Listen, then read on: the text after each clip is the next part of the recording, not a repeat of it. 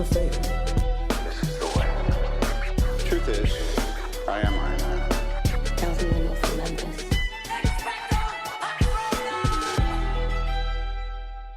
Hello, critics, non-critics, and friends. Welcome to the Film Optix podcast, where we take a glance into blockbusters, indie films, and everything in between.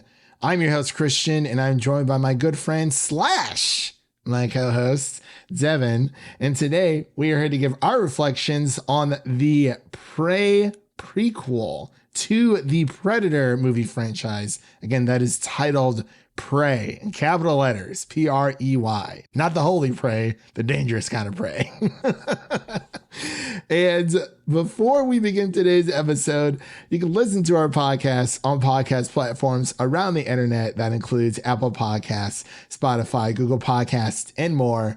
And if you are a new or seasoned listener to the show, we would love to hear from you guys. Follow us on Instagram and follow us on Twitter at FilmOptix, or email us at filmoptix@gmail.com for any movie related questions. Again, that is Optix with an X.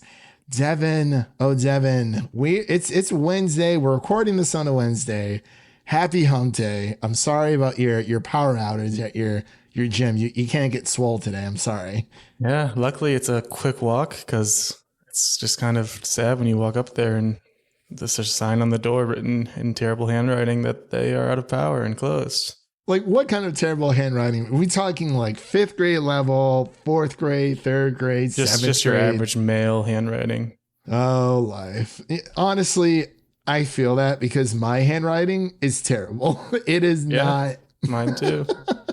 Like, anytime I sign something, it's like whatever. But like when I actually have to, like, go to the doctors or something like that, they're like, oh, we need you to fill out this form. And then it's just chicken scratch the entire time. Like, I've always admired people who have had like this clean, neat hand, this amazing penmanship their entire lives. And then I'm like scribbling like I'm writing in like a quill in a book or something where you can barely see it's like I can read it, but no one else can read my handwriting. So maybe I should just make up my own language or something. I don't know. But really quick, I believe you said you finished Bear a few days ago or earlier. Oh, yeah. Late last night, actually. I stayed up because the finale is actually, I think it's quite a bit longer than the other episodes, but wow, what an ending to that show. Similar to Severance, where the ending just kind of blows you away. 7 and 8 of that show just left me like speechless. So Mike Thomas also finished Severance, and he's pissed about the ending. Not that it's bad, but you just want more. Like it really just eats you up. That's a perfect cliffhanger. Yeah, it literally is. Like, I can't think, at least recently, of TV shows that have had a perfect cliffhanger. Like, that was a jaw-dropping, like, gut-wrenching, an amazing cliffhanger there. As far as for me, what did I watch? I watched Prey, which we're going to be talking about here today. I'm still going through Avatar: The Last Airbender, Book to Earth. Hopefully going to get through a few more episodes here within the next few days. I do want to start Bear. I'm thinking about starting Bear, and then I kind of want to stay within Hulu and maybe go to Abbott Elementary, because there's only one season of that as well, I believe. Yeah, it's working on their second season. I'm going to have to watch that one soon too. It's on the list. But yeah, I definitely recommend The Bear. Yeah, for sure. I mean, you're the one that's been, going out of your comfort zone, watching these new TV shows. I'm like, I just like it when it's something new and there's only one season. It's just so easy to breeze through, and that is true. Not a lot of people are talking about it yet, so you're kind of ahead of the times a bit. Yeah, you're like, I remember when season 1 first came out. Yeah, like I like to wait to where there's some reviews out where it's starting to get really good reviews. Like with The Bear, like I started seeing Ken Jack and other people talk about it. Like, okay, it's getting good reviews, and then I'll pounce on it. I feel like Devin likes to be an early adopter to all of these TV shows, so we can not first though. Early, yes, but not first. It's a bit too risky to jump in. I'm just saying. Away.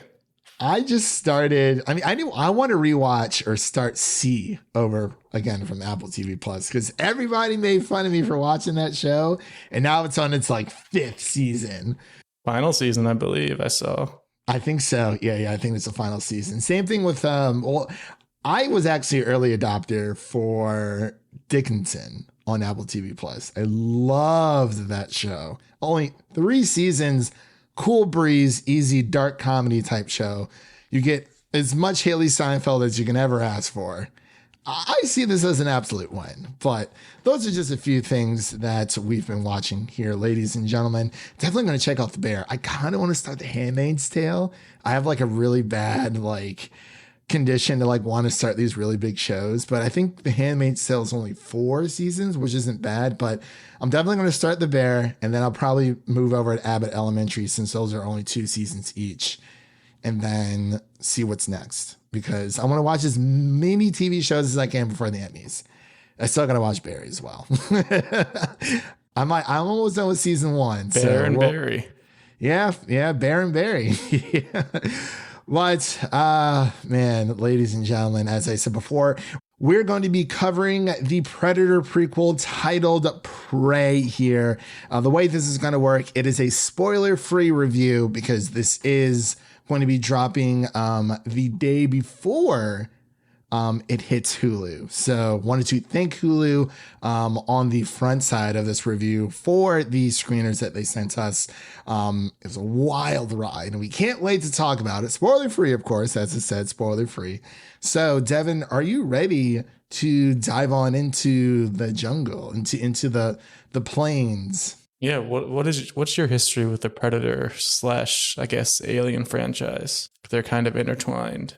Yeah, they're kind of intertwined. I've seen Aliens. I think, no, there's Alien and then there's Aliens.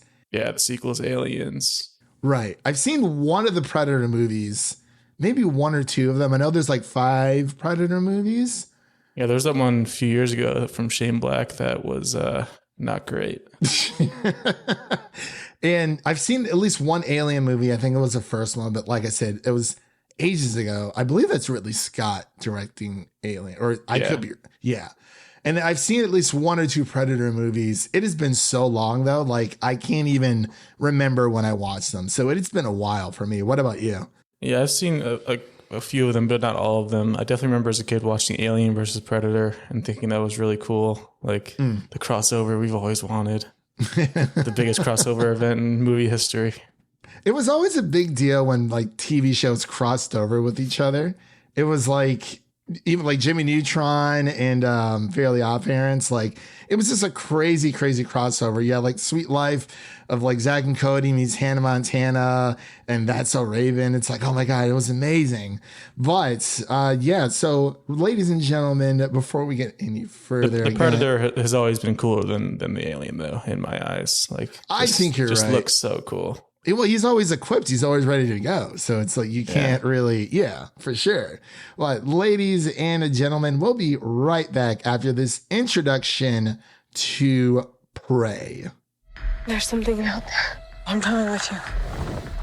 You can't. I'm trying to protect you. Protect me from what?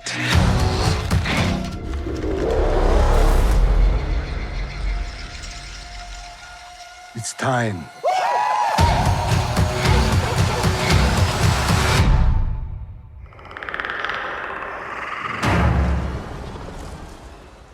All right, ladies and gentlemen, and we are back with our spoiler-free review of Prey that will be streaming on Hulu starting August 5th. The director of this movie, just to give you a little bit of info on the cast, it's directed by Dan Trachtenberg. Yeah, he's had quite a few good ones. 10 Cloverfield Lane. Mm-hmm. And he also directed The Boys pilot. So That's right. He's on a good path. Yeah, really great path if you ask me. And this is also written by Patrick Aison. And the story is as follows. The origin story of the Predator in the world of the Comanche Nation 300 years ago. Naru, a skilled female warrior who was played by Amber Midthunder, which is a fantastic Such a good name. Such a good name. She fights to protect her tribe against one of the first highly evolved predators to land on Earth. And like we said, this is a wild ride of a movie. It's around an hour and 44 minutes, something like that. So just under 2 hours. So the way this is going to go for everyone, we're going to get into our initial reactions, which is, of course, our spoiler-free section. Again, this is a spoiler-free review. And then we'll get into our final thoughts and then our ratings. Fortunately, we can't give away anything about the movie itself, but we definitely recommend people to go and watch this. So I'm going to pass it over to Devin so we can give his initial reactions to Prey. I think the first thing I would say is I just wish this one hit theaters. I mean, it's definitely made for the big screen, it feels like. It's cool that it's on Hulu. It's cool that they can put it out, but I want to see this one in theaters because this was, like you said, it's a wild ride. As far as like a reboot goes, this is kind of like a good way to go about it. You keep it simple. You keep it like clean. Like you just go back to the basics. And this is about as going back to the basics as it gets because of how simple they make everything. Going back to the complete origin of the Predator back in the 1700s. Like it's just a super clean, simple movie. And it comes down to a few things that make it really stand out to me is Naru, played by Amber Midlander. She did a great job. Great actress. I don't know if it's her first role or not, but yeah, it's one of her first roles, but she did great. And then also there's a good doggo. That's always a good thing to have in a movie. It definitely gives you plus points. And there's an amazing looking predator, like one of the coolest looking predators ever put on screen. Maybe even the coolest. I just love seeing him just do predator things. And then speaking of that, there's some great kills in here. Some very crowd pleasing, cheer-worthy kills that happen throughout. So I was thoroughly entertained throughout. It is on the shorter side, but I kind of like that. It makes it feel like a nice contained little adventure. Yeah, I definitely echo, your thoughts there, Devin. I'll read my initial reactions really quick. Prey is it's a sequel done right. Like you said, Devin, like it's very small scale, but it has a very a big pack of a punch because it is going back to the basics and it's new. It's not new-ish, but there's a very interesting dynamic. You have this predator who is, like we said before, well equipped, ready to go, 100%. And he kills for sport. And then you have Naru, who is good at hunting, probably the best hunter in her entire tribe. But as we see throughout the movie, there's a lot of discourse between her and her brother, a lot of rifts between, who's the best hunter, it's more like the men are hunter-gatherer mentalities. And then, the women are more of the caretakers. But Naru throughout the movie kind of shows her skills and proves herself to be one of the A-list hunters, as we've seen throughout the trailer itself. Like I said before, it really is like one of those perfect prequels, because prequels usually don't work and they try to make them bigger and better, or they try to match the volume of the franchise that came, I guess you can say, before it, even though it is a prequel. But you look at The Hobbit, those are the prequels from Lord of the Rings.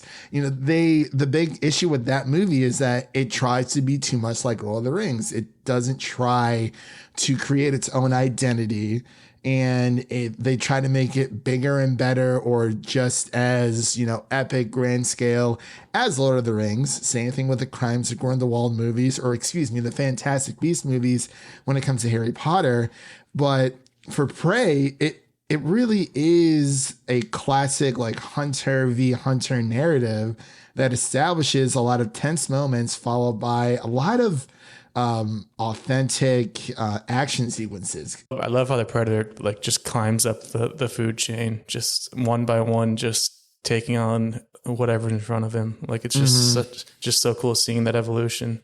And also Amber Midthunder, she really just gives us a killer worthy performance that is living in my head rent free. Yeah, the obvious standout. I mean, some of the side characters, not as great, but Naru definitely stood out. She was the star of the show. I actually have a question. Would you consider this a pre-requel? Would that be the terminology here? Because it's tricky, because it's like a prequel, but it's also a requel, kind of. Oh, I see what you're saying there. Okay, Because I think it ignores the past Predator sequels. Maybe. Oh, does it? Okay, see, that I'm not sure of. That I'm not sure of. It has been so long. Pre-requel, maybe. A pre-requel. I guess you could say that. Because it's kind of a reboot and a sequel and a prequel. Yeah, that is true. Because we are seeing that a lot with a lot of different franchises. They kind of did that with Terminator, even though it was a sequel. It was kind of like correcting the timeline. Same thing with Halloween as well.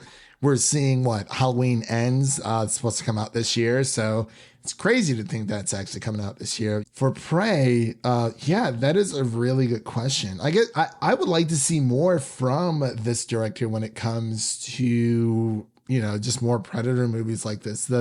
I mean, it's a very interesting concept. It feels like a small story. It doesn't feel like it tries to outshine the other movies from what I remember. Keeps it very simple. It doesn't try to do too much. Exactly. And sometimes I feel like smaller is better.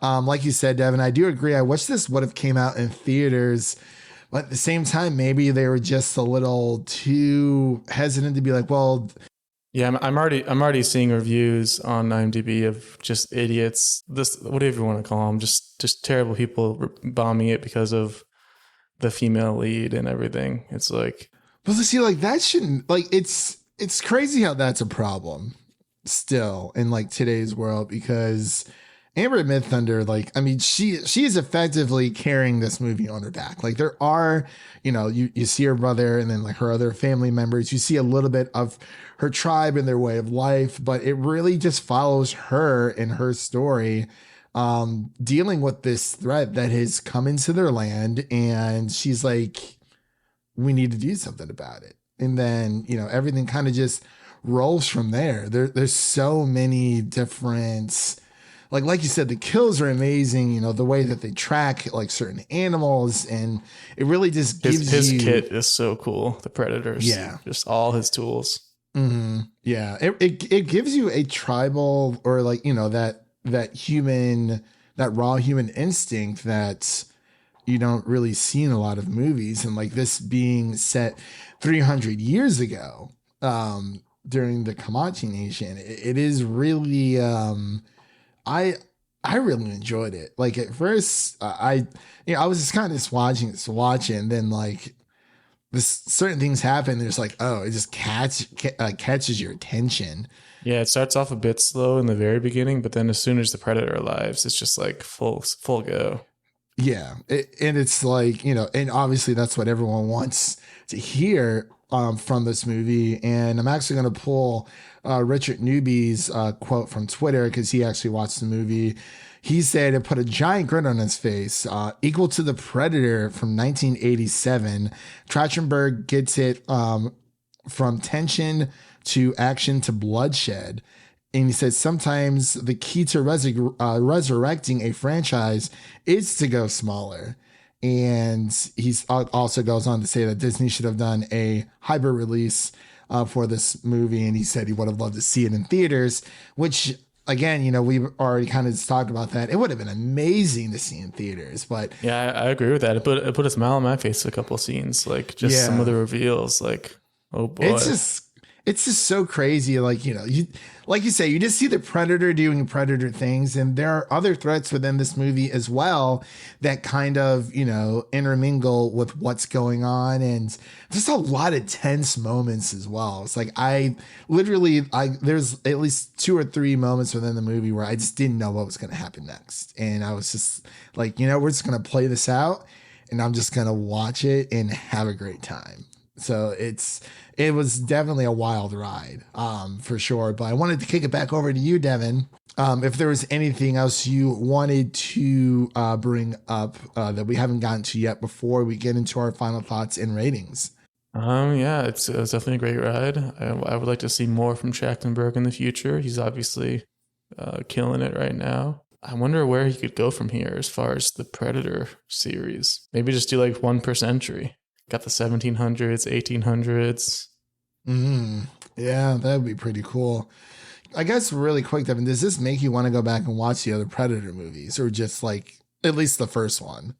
Yeah, probably the first one. I don't know much about the sequels, to be honest, but definitely not the 2018 one. That one is long forgotten in history already. I totally forgot about that one as well. It's just been a while since. I guess that was that the previous one before Prey came out? Yeah, 2018. Predators. Yeah. Predators. Ooh, multiple. He's just so well equipped, and it's like I just can't. Whew, every time he's on screen, it is just one of those that clicking kind of noise, you know. It's back, baby. Seeing his face just made you want to like cheer. Yeah, I mean he's one of those antagonists, or I guess you can call him an antagonist in a way, where he's kind of just, you know, he's hunting to hunt. Hunter x Hunter kind of deal. But that pretty much concludes for our initial reaction. So we're going to head on over to our final thoughts and ratings. Final thoughts for me. This is just a perfect prequel. Like it packs like that super wild punch. It really goes back to like, you know, that raw human like emotion, the animal instincts side of humanity really shines throughout this movie. You know, the action set pieces are just really well done, and even the CGI is pretty even for the Predator. I think it's very well done. Like especially for the Predator, it's just the scenery in this movie is very beautiful as well. And there are just some amazing like money shots within here that I just want to stare at all day. So yeah, also Amber Mid Thunder, not Amber Thunderbird. I can't believe I said that. Amber Mid Thunder does a phenomenal job. You know, she effectively carries this movie on her back, and you really just feel the presence of the Predator even when he isn't on screen. Like all you need to hear is that, you know, that clicking, growling noise. And it's all over, you know, he's coming out to play. He's ready. He's equipped. He is the hunter for sure. So for my rating, I would give this like a solid, like honestly, like an 85 out of 100. I guess that's like a 4 out of 5 stars. You know, like no movie is perfect whatsoever. I wish we would have gotten a little bit more in depth with Naru's with her tribe, but you know, for an hour and 44 minutes or around there, it does exactly what it needs to do. And this is easily one of my favorite movies of the year. Blew me away because I didn't know really what to expect from this. And yeah, job well done by the cast and crew and everyone. And again, thank you Hulu for sending us screeners for Prey. And I'll kick it back over to Devin. What are your final thoughts and ratings? Yeah, I'm right there with you. I'd say about a 87. Just really got the job done. It kept it simple and it kept it clean, which is exactly what it needed to do for this franchise. Bringing it back. Just always love seeing the Predator. It just looks so cool. I know, dude. It's like, man, imagine it's just he's just always so. Maybe I'll pick up that Predator game that came out. I wonder if anyone plays it still. I don't know. I totally forgot about that.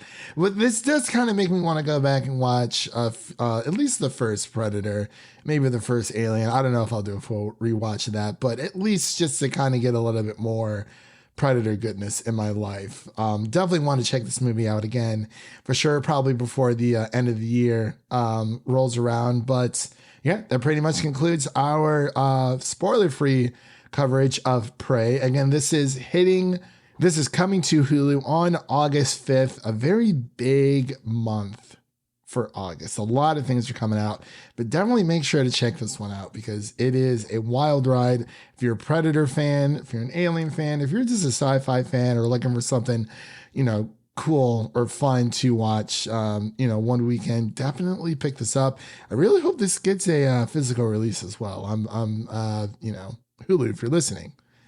Disney, I guess it would be. Make it happen. So if you've liked what you heard here today, please subscribe to our podcast on your favorite podcast platform of choice, and make sure to share an episode of our podcast with a friend, whether it be your mother, your brother, your lover, whoever it may be. Make sure to share an episode of the Film Optix podcast with a movie lover in need. And really quick, what is coming up next for us? By the time this is out, our DC League of Super Pets episode should be live, because we are recording this just a bit early.